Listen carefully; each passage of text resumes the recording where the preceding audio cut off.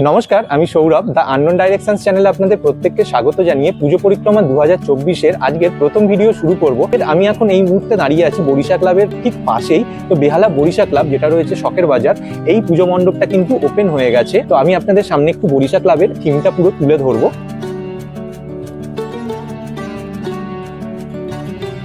এখন দাঁড়িয়ে রয়েছি বরিশা ক্লাবের একদম সামনে।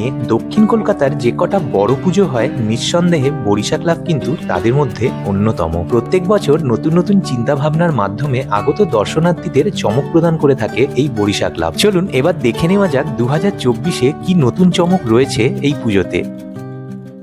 বসতির অগ্রাসনে জঙ্গল আজ ক্ষীণ থেকে ক্ষীণতর, এই নিয়েই বরিশা ক্লাবের এবছরে পুজোর ভাবনা বসতি। আদিম যুগে মানুষ ছিল যাযাবর, ছিল না তার নির্দিষ্ট কোনো বাসস্থান। ঝড় বৃষ্টি বজ্রপাতের মতন প্রাকৃতিক প্রতিকূলতাই ছিল তাদের নিত্য সঙ্গী। সঙ্গে ছিল বন্য পশুদের আক্রমণ। প্রকৃতির নির্মমতার সাথে লড়াই করতে গিয়ে তারা ঘর বাঁধতে শিখল। এরপর সম্প্রসারিত হতে থাকলো জনবসতি। প্রথমে গড়ে উঠল গ্রাম, তারপর নগর। যেহেতু ভারত নদীমাতৃক দেশ, নদী তখনকার যাতায়াতের শ্রেষ্ঠ পথ, তাই এই নদীকে কেন্দ্র করেই গড়ে উঠতে থাকলো জনবসতি। সেই সময় এই বরিশা অঞ্চলও কিন্তু ঘন জঙ্গলে ঢাকা ছিল।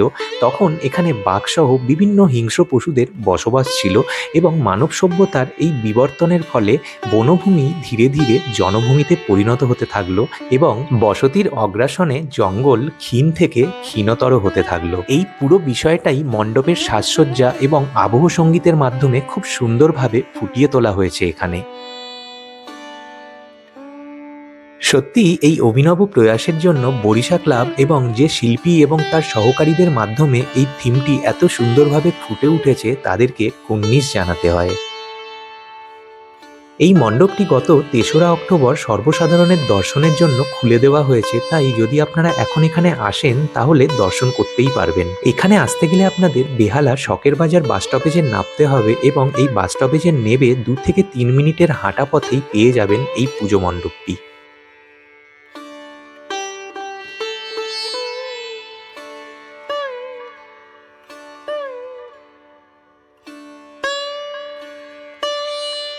প্রত্যেকবারের মতনই এবারেও এখানে আপনারা যে মাতৃরূপ দর্শন করবেন তা এক কথায় অনবদ্য। আজকের ভিডিওটা তাহলে এখানেই শেষ করছি। আশা করছি এই ভিডিওর মাধ্যমে আপনাদের বরিশা ক্লাবের যাবতীয় থিম বোঝাতে পেরেছি।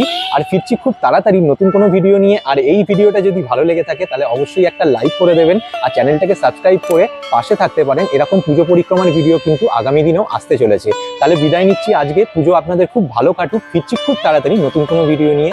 প্রত্যেকে খুব ভালো থাকবেন, সুস্থ থাকবেন।